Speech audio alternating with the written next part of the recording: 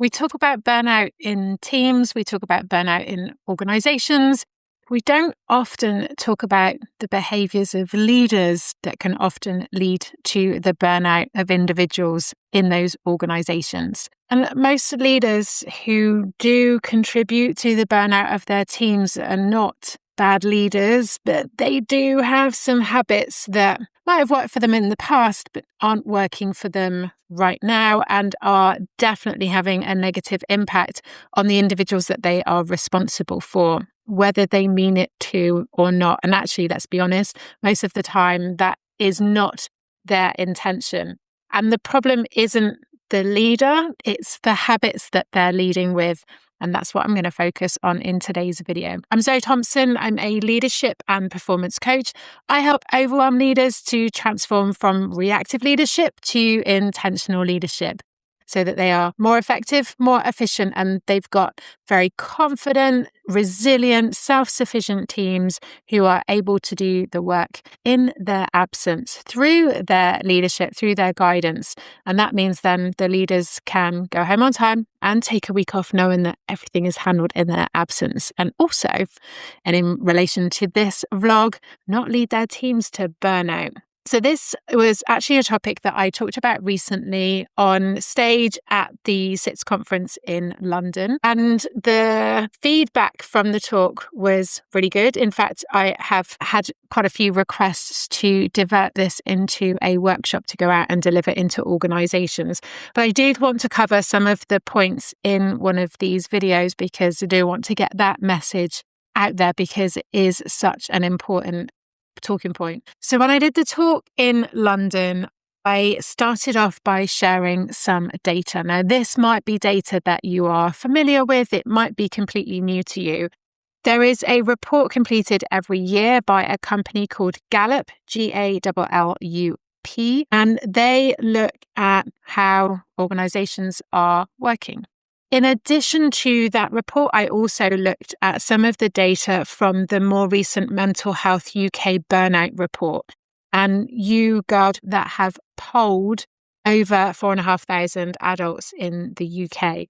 Now, the data is pretty shocking and worrying. And for those of you in a leadership position, you need to be aware of this data because this isn't industry specific. This isn't geographical. This is happening globally, and certainly in the UK, out of those adults that were polled, 91% said that they were experiencing high or extreme stress. 20% said that they've taken sick leave under the category of mental health. Only 1 in 4 felt that their mental health is prioritized at work. It's huge. And 96% of 25 to 34-year-olds are the worst affected. So this is a big issue. We need to be aware of the influence and the impact that we have as leaders. And sometimes there are systemic issues which we might be able to influence dependent on the level of leadership that we are in. But also our daily interaction with the individuals on our team will influence a lot of this. And sometimes the things that we do as leaders, and I speak from my own experience in my leadership positions, because I can certainly look back on it now and see how I also fell into these categories. I'm definitely not immune from this.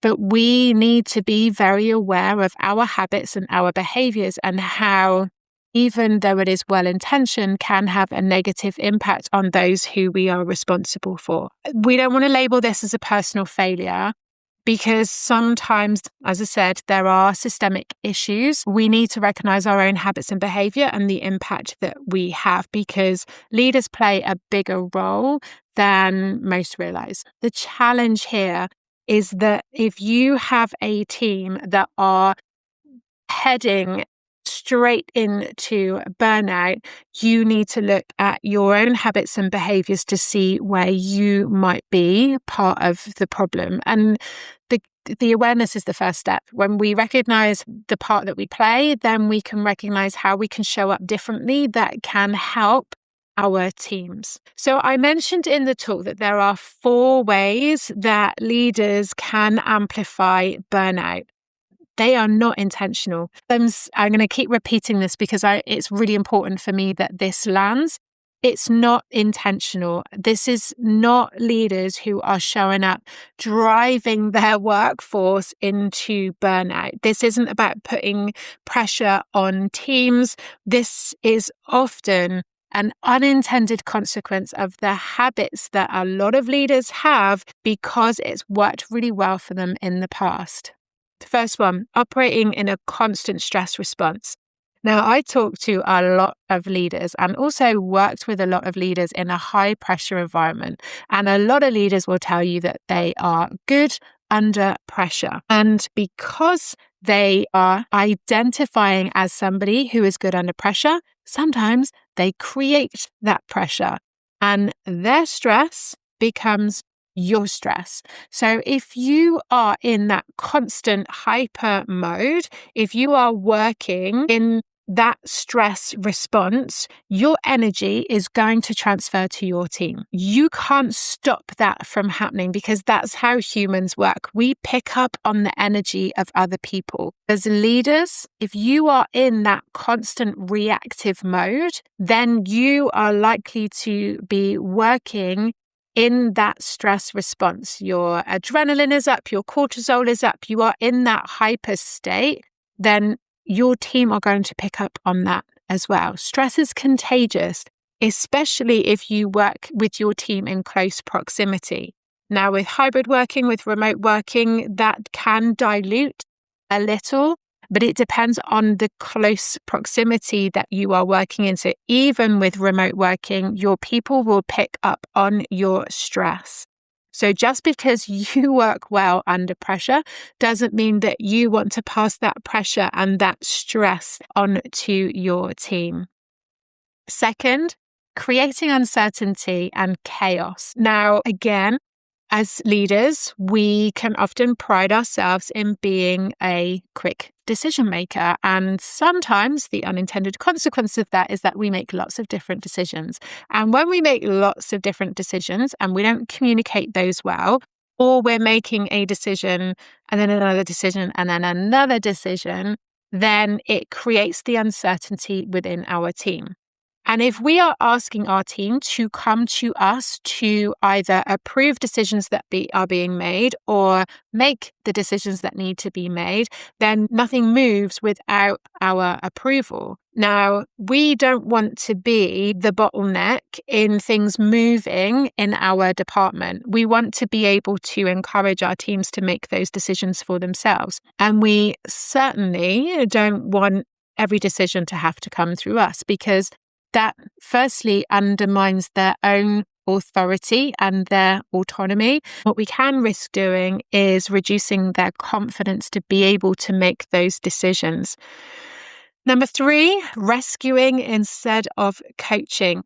A great habit of a good leader is somebody who is able to jump in and fix, a problem solver, somebody who comes up with solutions, somebody who drives things forward, somebody who is able to resolve things nice and quickly. Often, those are habits and behaviors that help people to get promoted. A lot of leaders pride themselves in being able to fix and resolve, recognizing that they are somebody who can be relied on under pressure, in uncertainty, to be able to find solutions, implement solutions, and move things forward. Now, the challenge here is to recognize when you are at risk of rescuing instead of supporting individuals to problem solve themselves. Every time you step in and solve the problem, you are taking away that opportunity for that individual to learn and grow, learn how to make decisions, learn how to problem solve, learn how to implement solutions. In the same way that you learn how to do them, you are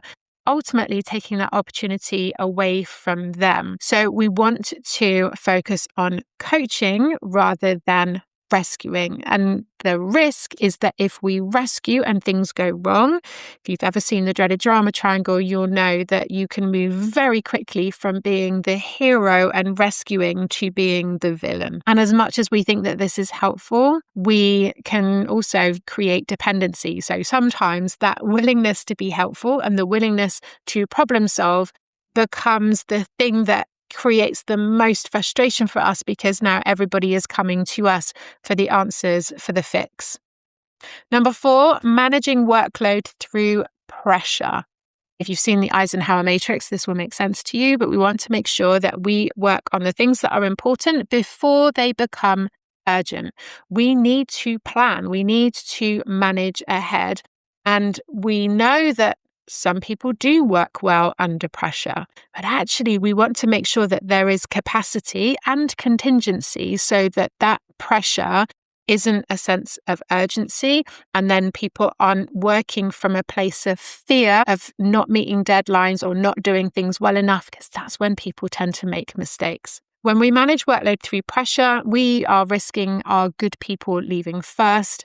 Pressure is not an enjoyable place over a sustained period of time. So anybody who's got the options, which is quite often going to be your strongest performance, they're going to be the first to go. So these 4 patterns all have one thing in common, and they all come from a leader who cares. They come from leaders who work hard, and they come from leaders who have been successful. And let's face it, these habits, these behaviors are what has made them successful. This is what's helped them to get promoted. So I want you to think about your own habits and behaviors, and the ones that have been great for you up until you got into this leadership position that you are now in, and thinking about how this new evolution of your leadership needs to look. What does good look like at the level you are now at? And what do you need to leave behind in those earlier roles? Because whilst these habits were once your greatest strengths, in this environment you are now in this situation that you are now in, they are going to have unintended consequences.